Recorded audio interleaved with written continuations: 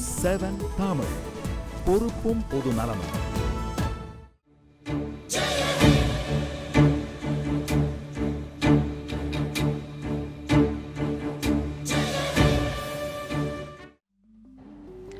நாட்டின் 66வது குடியரசு தினம் நாடு முழுவதும் சிறப்பாக கொண்டாடப்பட்டு வருகிறது.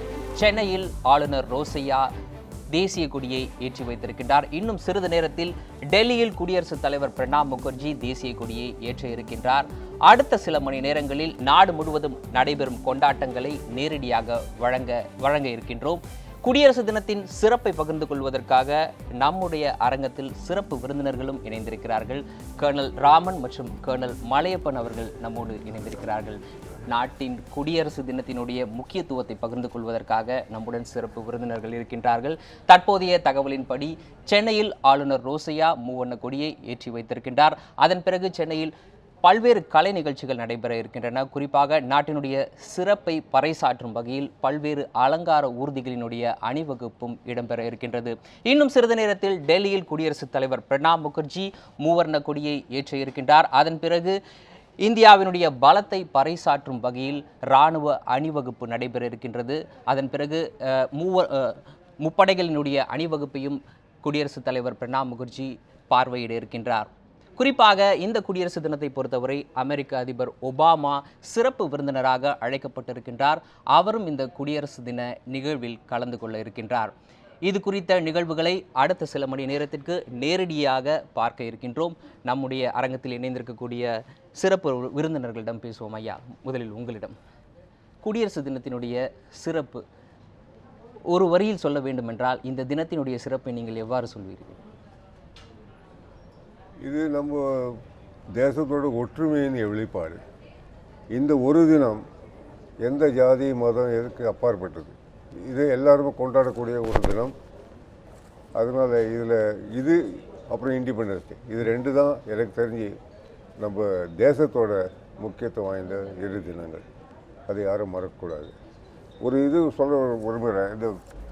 இந்த மாதிரி தேசிய தினங்கள் ரஷ்யாவில் 1942 ஜெர்மன் படைகள் மாஸ்கோவிலேருந்து 100 கிலோமீட்டருக்குள்ளேயே வந்தாச்சு.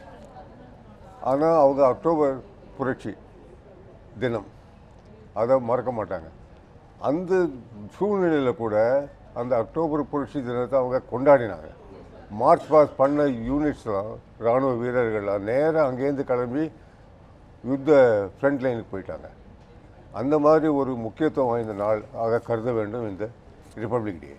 ஐயா மலையப்பன் ஐயா, குடியரசு தினம் குறித்த உங்களுடைய முதற்கட்ட கருத்தை பதிவு செய்யுங்கள். குடியரசு என்பது இந்திய நாடு குடியுரிமை, அதாவது மக்கள் ஆட்சி பெற்ற நாள்.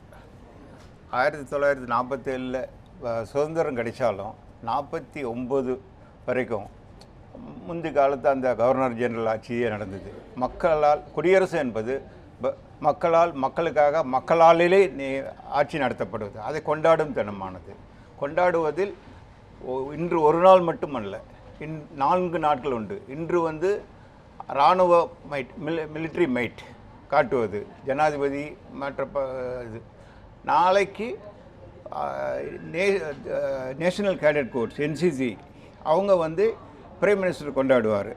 அதுக்கு அடுத்த நாள் கல்ச்சுரல் ஷோ, இந்தியாவில் உள்ள எல்லா கல்ச்சுரல் ஷோவும் கொண்டாடுவோம். அது முடிவாக அடுத்த 29ஆம் தேதி பீட்டிங் த ரெட்ரீட், இராணுவத்தினுடைய மிலிட்ரி பேண்ட்ஸ் டிஸ்பிளே ஆகும். இதுதான், அதாவது நம்ம சுதந்திரமும் குடியரசு ஆனதை கொண்டாடும் தினமானது குடியரசு தினம். நல்லது ஐயா, ஒரு சிறிய இடைவேளைக்கு பிறகு தொடர்வோம்.